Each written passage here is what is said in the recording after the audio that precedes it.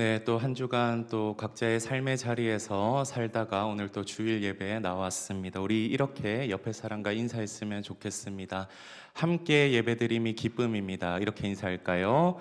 함께 예배드림이 기쁨입니다. 기독교에 있어서 여러 중요한 단어들이 있죠. 수많은 중요한 단어들이 있는데 그 여러 중요한 단어들 중 하나가 바로 구원이라는 단어입니다. 한번 PPT를 띄워주시면 감사하겠습니다. 구원, 이 구원이라는 단어, 여러분 우리의 삶과 미래에 직결된 단어이고요. 그리고 교회를 다니면서 이 구원을 어떻게 이해하느냐에 따라서 우리의 신앙생활은 영향을 받을 수밖에 없습니다. 여러분은 구원을 어떻게 이해하고 계십니까? 여러분 구원에 대해서 제가 질문을 한다면 여러분 어떻게 설명을 할 수 있을까요? 여러분 구원이라는 단어는 동시에 두 사건을 의미한다라고 볼 수 있는데요. 하나는 하나님이 우리를 위해 이루신 구원이고요. 또 다른 하나는 내가 예수님을 믿음으로 받게 되는 구원입니다. 이 두 사건은 시간적으로 공간적으로 구분되는 별개의 사건이죠. 이 전자는 2000년 전 유대 땅에서 있었던 사건이고요. 후자는 지금 나에게 일어나는 사건입니다. 그리고 하나님이 예수 그리스도를 통해 우리에게 이루신 그 구원은 어느 누구의 주관에 따라 달라질 수 없는 객관의 사실입니다. 2000년 전 그리스도가 완성한 구원은 내가 믿든지 안 믿든지, 내가 이해하든지 못하든지 상관없이 이미 실제한다라는 그런 것을 우리가 객관이다라고 부를 수 있습니다. 성경이 분명하게 증언하고 있죠. 하나님이 이루신 이 구원을 증언하고 있습니다. 반면에 나에게 일어난 구원 사건은 둘도 없는 특정한 나에게 주어진 구원이라는 점에서 주관적입니다. 내 부모님이 받은 구원이 내 구원이 될 수가 없고요. 어릴 때부터 같이 신앙생활에 온 내 친구의 구원이 내 구원이 될 수 없고요. 지금 옆에 앉아 있는 사람의 구원이 내 구원이 되지 못합니다. 나는 나만의 구체적인 상황 속에서 성령님께서 그리스도가 완성한 구원을 나에게 적용해 주시는 것을 통해서 구원을 받습니다. 정리하면 예수 그리스도가 완성한 객관적인 구원이 오늘날을 살아가는 나에게 주관적 차원에서 적용이 되어서 구원을 가능하게 하는 것입니다. 여러분 오늘 말씀 제목을 보시면 생소한 단어가 보이죠. 바로 그 단어가 구원의 서정이라는 단어입니다. 여러분 구원의 서정 무엇인지 우리 함께 한번 읽어볼까요? 시작. 그리스도께서 완성하신 구원을 성령님께서 개개인에게 적용하시는 사역을 뜻하는 단어입니다. 여러분 구원의 서정 들어보신 분 있으신가요? 한 번이라도 이 단어를. 네, 거의 없을 거라고 생각이 드는데 왜냐하면 성경에 나오지 않는 단어고 이 단어는 기독교 교리에 등장하는 단어이기 때문입니다. 여러분 기독교 교리가 무엇이죠? 기독교 교리 함께 읽어보도록 할까요? 시작. 성경을 근거로 하여 기독교 신앙의 핵심 진리를 체계적으로 정리하고 설명한 가르침입니다. 여러분 교리라고 하면 어떤 사람은 굉장히 딱딱하고 지루하게 생각하는 사람들도 있을 것이고 성경만 알면 되지 왜 교리를 알아야 되냐라고 말하는 분들도 있을 것입니다. 여러분 그런데 이 교리는 반드시 알아야 합니다. 성경을 많이 읽는 것도 중요하지만 교리는 성경적 가르침을 체계적으로 정리하여 바르게 우리가 성경을 이해하도록 돕는 역할을 하기 때문에 교리도 반드시 알아야 한다는 것이죠. 여러분 교리를 모르면 성경을 부분적으로 오해하거나 잘못 해석할 가능성이 많습니다.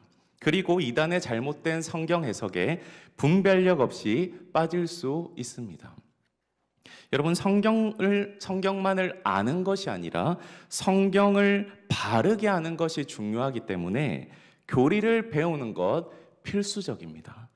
여러분 앞에 화면에서도 나오듯이 웨스터민스터 신앙고백서, 하이델베르크 신앙고백서, 그리고 각종 신앙고백서, 여러 대소교리 문답 등 이런 성경의 내용을 일목요연하게 정리해주고 체계적으로 보여주는 문서를 여러분들이 이 땅에 살면서 한 번도 들여다보지 못하고 천국으로 간다면 굉장히 중요한 신앙의 보물을 누리지 못하고 그냥 천국으로 가는 것과 다를 바가 없습니다. 다시 돌아와서 구원의 서정은 무엇이라고 합니까? 그리스도가 완성하신 구원을 성령께서 개개인에게 적용하는 사역이라고 했는데요. 이 말은 라틴어로 오르도 살루티스라는 단어에 해당하며 이 말을 그대로 번역하면 구원의 길, 구원의 순서라는 의미를 가지고 있습니다.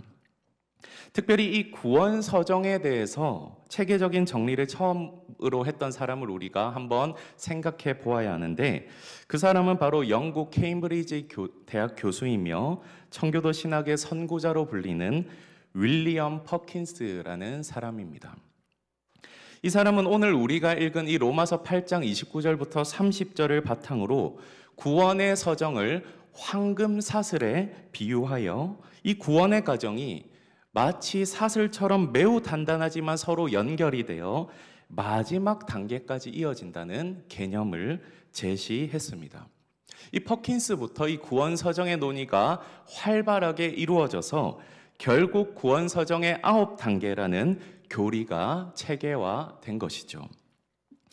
그 구원의 서정 9가지 단계가 무엇인지 한번 볼까요?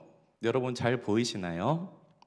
소명으로 출발합니다. 소명으로 출발해서 중생, 회개, 믿음, 칭의, 양자, 성화, 견인, 그리고 마지막이 무엇이죠? 영화로 마무리되는 구원의 전체 과정입니다. 구원의 서정 조금 더 자세히 보도록 할까요? 너무나 중요한 이 교리이기 때문에 여러분 제가 노란색을 읽으면 여러분들이 그 단어에 대한 의미를 흰색 글을 한번 읽어주시기를 바랍니다.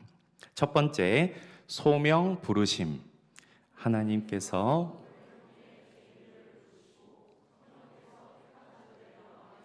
두 번째, 중생 거듭남. 세 번째, 회개. 네 번째, 믿음. 다섯 번째, 칭의.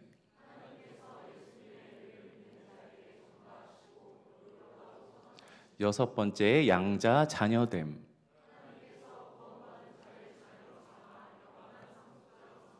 일곱 번째, 성화.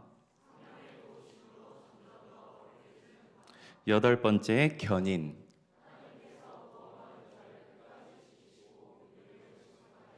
아홉 번째, 영화. 마지막 날에 신자가 완전한 거룩함과 영광스러운 몸으로 변화됨. 네, 읽어주셔서 감사합니다. 이 모든 단어와 표현은 공통되게 결국 하나의 구원을 설명합니다. 어떤 때는 구원을 거듭남으로, 어떤 때는 믿음으로, 어떤 때는 칭의로, 어떤 때는 성화로 표현합니다. 성령님께서 우리에게 구원을 적용하시는 이 사역은 때로는 생명을 낳는 차원에서 설명되기도 하고요. 때로는 변화의 차원에서 설명되기도 하고, 때로는 법적인 차원이기도 합니다. 그리고 때로는 우리의 의식의 차원에서 진행되기도 하고요. 때로는 의식의 차원을 넘어서 무의식의 차원에서도 진행되는 매우 풍요롭고 신비로운 구원의 일입니다. 여러분, 이 단어와 표현들이 조금씩 의미와 표현의 차이가 있고 설명의 차이가 있고, 그리고 그 차이가 서로를 구분되게 만들지만 결국 하나의 구원을 가리킵니다. 이 표현들 하나하나가 구원이고 동시에 다 합쳐놓아도 구원입니다. 그래서 이 다양한 구원의 단어들은 우리에게 무엇을 보여주냐면 이 구원이라는 것이 매우 풍성하고 다양한 그런 다채화된 의미를 우리에게 보여주고 있다라는 것을 알려주죠. 여러분, 다이아몬드 아시죠? 다이아몬드는 하나의 보석이지만 빛이 닿을 때 각 면이 다른 각도에서 아름답게 반짝입니다. 마찬가지로 구원도 하나의 큰 은혜지만 구원을 설명하는 여러 단어들은 여러 측면에서 다양한 아름다움과 영광을 드러냅니다. 또 하나의 예를 들어볼까요? 한 해간 가장 멋진 골을 넣은 선수에게 주는 상이 무엇이죠? 우리 형제들은 아시죠? 푸스카스 상입니다. 이 상을 받았던 손흥민의 번리전 골, 여러분들 기억하시죠? 너무 멋진 골이어서 이 토트넘 소속팀 공식 채널에서도 여러 각도로 이 골을 조명하는 동영상을 만들어 올렸습니다. 다양한 각도에서 보면 그 골이 얼마나 멋진 골인지 우리가 볼 수 있습니다. 마찬가지로 하나님께서 계획하시고 그리스도께서 성취하시고 성령님께서 적용하시는 이 구원도 다각도로 볼 때 이 구원의 은혜와 구원의 아름다움이 풍성하게 더 드러난다는 말입니다. 오늘은 그 경이로운 구원의 서정에 처음에 위치하는 소명, 부르심에 대해서 여러분들과 함께 살펴보려고 합니다. 여러분, 제가 아까 신앙고백서를 보여드렸죠. 웨스터민스터 신앙고백서. 그 신앙고백서에서 나오는 부르심에 관한 조항이 있습니다. 여러분, 10장에 나타나 있는데 효과적인 부르심 소명에 대하여라는 이런 신앙고백서 항목이 있습니다. 1항을 보시면 이 부르심에 대해 이렇게 설명을 하고 있죠. 조금 길더라도 한번 잘 보시기 바랍니다. 하나님은 생명에 이르도록 예정하신 모든 자들을 그것도 그들만의 정하신 때에 기꺼이 효과적으로 부르시는데 그분의 말씀과 성령으로 그들이 본질상 속해 있던 죄와 사망의 상태로부터 예수 그리스도로 말미암아 은혜와 구원으로 부르신다. 그리고 하나님의 일들을 이해할 수 있도록 영적으로 구원적으로 마음을 밝혀주시고 굳은 마음을 제거하시고 부드러운 마음을 주신다. 또한 그들의 의지를 새롭게 하시고 전능하신 능력으로 그들이 선한 일을 하도록 결심하게 하시고 효과적으로 그들을 예수 그리스도에게로 이끄신다. 그러나 그들이 지극히 자유롭게 오는 것과 같이 그분의 은혜로 기꺼이 하도록 하신다. 여러분, 이 10장 제목에 보시면 우리가 부르심, 소명을 오늘 잠깐 여러분과 함께 나눈다고 했는데 이 부르심을 수식하는 말이 있죠. 무엇이죠? 효과적인이라는 수식어입니다. 이 효과적이다라는 말은 무슨 말이냐면 하나님의 부르심의 결과가 실패하지 않는다. 하나님의 부르심의 결과가 반드시 의도된 대로 성취된다라는 의미에서 효과적인이라는 단어가 사용되었습니다. 여러분, 구약을 보면 하나님께서 아브라함을 부르실 때 그 부르심이 실패합니까? 실패하지 않습니다. 이스라엘 민족을 출애굽시켜서 그의 백성 삼으시는 그 부르심 실패합니까? 실패하지 않습니다. 하나님의 부르심 실패하지 않는다는 것이죠.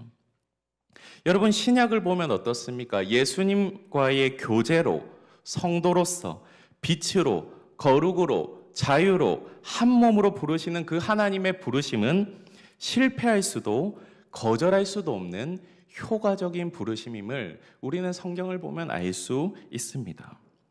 그런데 그 효과적인 부르심, 무엇을 통해서 일어나죠? 노란색을 보시면 그분의 말씀과 성령으로 이 효과적인 부르심이 작용된다라는 것을 알 수 있습니다. 성경도 이를 증언하는데요. 사도행전 2장 41절 한번 보겠습니다. 그 말을 받은 사람들은 세례를 받음에 그 말을 받았을 때 믿음이 생기고 이제 세례를 받게 되는 그러한 이야기를 해주는 것이죠. 밑에 구절을 보시면 이를 위하여 우리의 복음으로 너희를 부르사. 부른다고 하시는데 무엇으로 부른다고 하십니까? 복음으로 부른다라고 말합니다. 이 두 구절은 효과적인 부르심이 말씀과 복음 전파를 통해 이루어짐을 알게 하는 구절입니다. 매주 드려지는 주일 예배 때 듣는 이 같은 설교, 수련회 때 들었던 그런 집회 설교, 길거리에서 전해지는 복음 선포, 그리고 새생명 초청 전도 주일에 선포되는 복음으로의 초청과 같이 수많은 사람들이 말씀과 복음이 선포되는 가운데서 부르심을 받았다는 겁니다. 그런데 이 복음으로의 초청을 다 들었다고 해서 모든 사람이 하나님의 부르심에 반응하지는 않습니다. 부르심에 반응하도록 역사하시는 분은 누구시죠? 성령님이십니다. 하나님의 부르심이 효과적인 부르심이 되게 하시는 분은 바로 성령님이십니다. 여러분, 사도행전을 보면 바울이 전도 여행을 하면서 한 지역에 갑니다. 두아디라시라는 그런 지역에 갔는데 거기서 복음을 전하는 장면을 보게 되는데 16장 14절에 보면 바울의 말에 반응했던 한 여자의 스토리가 나오는데요. 한번 볼까요? 말씀을 듣던 사람들 가운데 루디아라는 여인이 있었습니다. 그 여인은 두아디라 도시에서 온 자주색 옷감 장수로서 하나님을 경외하는 사람이었습니다. 주께서 그 마음을 열어 바울의 말에 귀 기울이게 하셨습니다. 하나님을 섬기는 유대교에 관심을 가졌던 그가 바울이 전하는 말에 귀를 기울였는데 누가 이 여인의 귀를 열어서 바울의 말을 듣게 하신다고 말하고 있습니까? 주께서 그 마음을 열어 귀 기울이게 하셨다라고 말씀은 기록합니다. 그리고 그녀는 복음을 받아들입니다. 그리고 그녀뿐만 아니라 그녀의 가족도 온 집사람들이 바울에게 세례를 받고 구원을 얻게 됨을 사도행전 기록을 통해서 확인합니다. 여러분, 이처럼 하나님의 부르심은 성령의 효과적인 역사로 사람들로 하여금 복음을 받아들이고 구원에 이르게 하는데요. 그렇다면 그 효과적인 부르심의 결과는 무엇입니까? 다시 한번 웨스터민스터 신앙고백서 내용을 볼까요? 여러분, 노란색 글씨를 보시기 바랍니다. 효과적으로 부르시는데 그분의 말씀과 성령으로 이렇게 부르실 때 나타나는 결과가 뒤에 나와 있죠. 노란색 글씨를 여러분 한번 쭉 읽어보시면 하나님이 한 사람을 효과적으로 부르실 때 어떤 일이 그 사람 안에서 일어나죠? 태어나면서부터 처해 있는 죄와 사망의 상태에서 부르심을 받아서 예수 그리스도로 말미암은 은혜와 구원으로 인도되게 된다는 겁니다. 즉 죄와 사망에서 생명으로 이끄시는 부르심이죠. 본래 아담의 죄로 인해서 모두가 죄인으로 태어나는 인간은 하나님께 반응할 수 없는 전적으로 타락하고 전적으로 부패하고 전적으로 무능력한 존재입니다.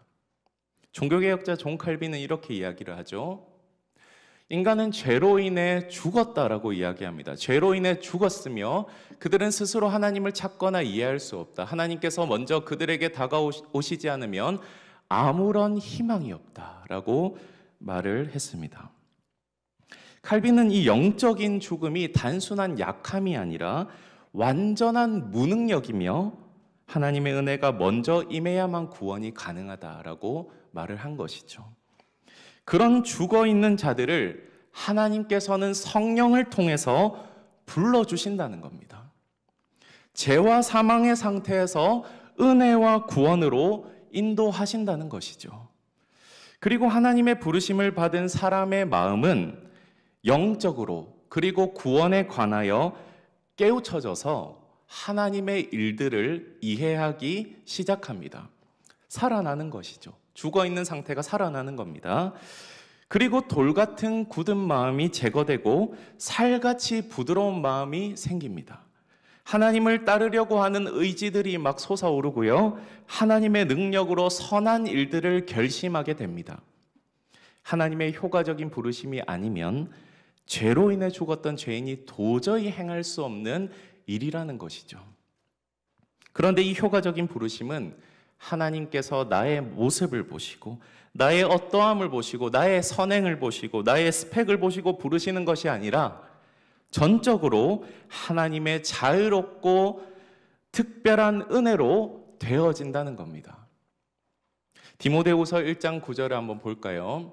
하나님이 우리를 구원하사 거룩하신 소명으로 부르심은 우리의 행위대로 하심이 아니요 오직 자기의 뜻과 영원 전부터 그리스도 예수 안에서 우리에게 주신 무엇대로 하심이라 은혜대로 하심이라라고 분명히 성경은 밝히고 있습니다. 여러분 스스로에게 질문을 이렇게 던져보시기 바랍니다. 나는 하나님의 은혜로 구원을 받았는가? 나는 하나님의 효과적인 부르심을 받았는가?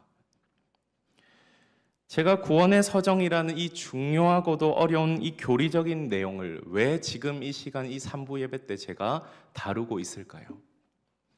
현대를 살아가는 기독교인들은 교회를 다녀도 구원이라는 중대한 문제를 잘 생각하지 않는 경향이 있습니다. 여기에 계신 분들도 그런 사람이 있을 겁니다. 자칫 매 주일마다 예배만 왔다 갔다 하고 교회 생활만 하기 쉬운 우리가 오늘 이 시간을 통해서 이 구원의 문제에 대해서 조금 더 깊이 진지하게 고민해 보자는 겁니다. 내가 구원의 은혜를 받았다라고 생각하는 사람들은 그 은혜를 더욱 알고 보고 듣고 맛보고 하며 더욱 하나님의 놀라운 은혜에 감사하며 하나님의 뜻대로 살아가야 할 것이고, 아직 나 자신이 구원의 은혜를 온전히 누리지 못하고 있다면 그 구원의 진리를 알고 경험할 수 있도록 하나님 앞에 말씀과 기도로 나아가야 할 것입니다. 그리고 이 부르심이 무엇을 통해서 이루어진다고 했죠? 말씀과 성령으로, 다른 말로 말씀과 복음 전파의 수단을 통해서 성령님께서 적용하는 사역이기 때문에 우리가 해야 할 일은 무엇이죠? 날마다 주의 말씀이 선포되는 은혜의 자리를 사모하며 날마다 그 은혜의 자리에 나아가야 한다는 겁니다. 그렇다면 효과적인 부르심을 받은 사람은 어떻게 살아야 할까요? 두 가지만 말씀드리고 오늘 말씀을 마무리하려고 합니다. 효과적인 부르심을 받은 사람은 어떻게 살아야 될까? 첫째, 부르심을 받은 자는 하나님께서 부르신 자들에게 주시는 이 땅에서의 유익을 누리며 살아가야 합니다. 이 땅에서의 유익을 누리며 살아가야 합니다. 여러분, 부르심으로 말미암아 우리가 이 땅에서 누리는 유익이 무엇입니까? 제가 그림을 가져왔습니다. 문 30이라고 적혀 있는데 이게 소요리 문답을 얘기하는 것이죠. 웨스터민스터 소요리 문답 32문에 이렇게 질문하죠. 효력 있는 부르심, 제가 아까 표현하는 효과적인 부르심을 받은 자들은 이 현세에서, 이 땅에서 무슨 은덕을 받습니까? 은덕은 다른 말로 이제 유익이라고 생각하시면 되겠습니다. 답이 무엇이죠? 효력 있는 부르심을 받은 자들은 현세에서 칭의와 양자됨과 성화에 참여하고 라고 되어 있습니다.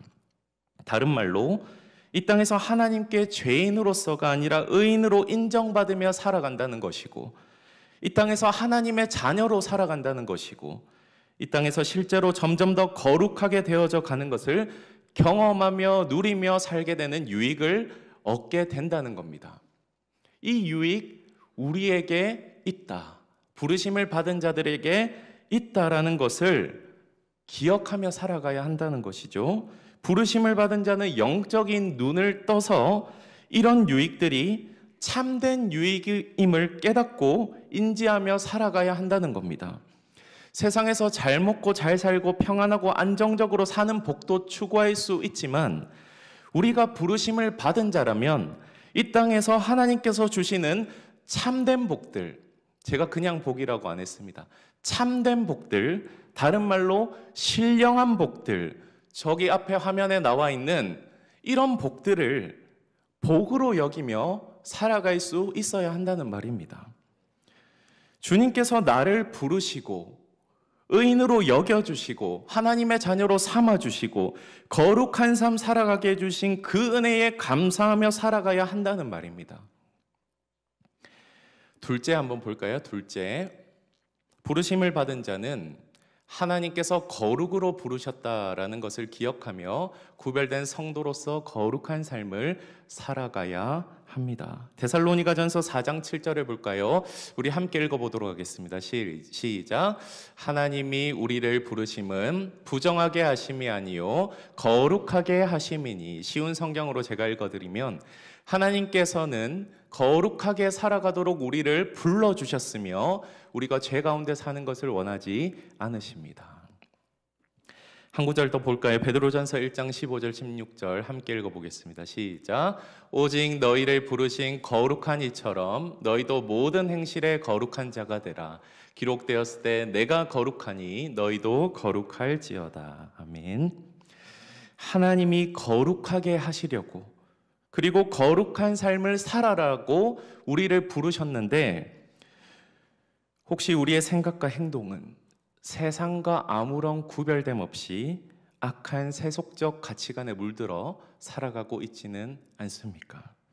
학교생활, 직장생활, 가정생활, 즉 일상생활에서 거룩을 잃어버리고 오직 편리, 편의, 재미, 성공을 추구하고 나태함 속에서 살아가고 있지는 않습니까?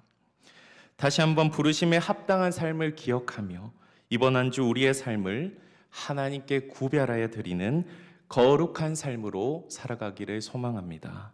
그런 삶은 어떻게 사나요? 라고 했을 때 우리에게 매우 구체적으로 알려주는 구절이 있죠. 로마서 12장 1절 2절. 우리 잘 아는 말씀이죠. 이 말씀이 해답입니다. 여러분 함께 읽어보도록 하겠습니다. 시작. 그러므로 형제들아, 내가 하나님의 모든 자비하심으로 너희를 권하노니 너희 몸을 하나님이 기뻐하시는 거룩한 산 제물로 드리라.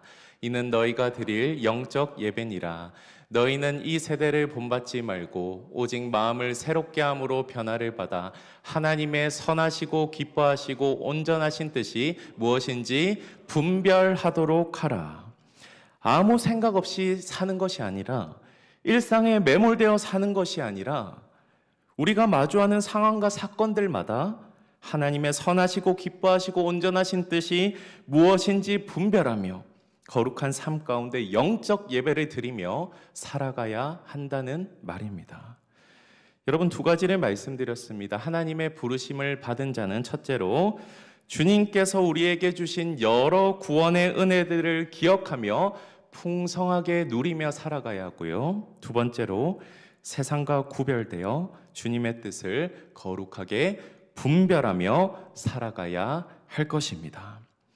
이번 한 주 이 말씀을 기억하면서 구원으로의 효과적인 부르심을 받은 자로 하나님 앞에 살아가는 저와 여러분들 다 되기를 소망합니다. 만약 그 구원의 은혜가 희미하게 느껴진다면 주님 앞에 말씀과 기도로 다시 한번 나아가시기 바랍니다. 하나님, 구원의 은혜를 깨닫게 하여 주옵소서. 나에게 이미 주어진 그 부르심의 은혜, 내가 더욱더 잘 이해하고 정말 그 구원의 은혜를 풍성히 누리게 해달라고 진솔하게 주님께 내 마음의 고백을 올려드리시기를 바랍니다. 바라기는 여기에 계신 모든 서연의 청년 지체 한 사람 한 사람이 성령님께서 적용해 주시는 구원의 은혜를 깨달아서 한 번 사는 인생을 부르심에 합당하게 살아가는 아름다운 주의 청년들로 다 살아가기를 예수님의 이름으로 간절히 소망하고 축복합니다.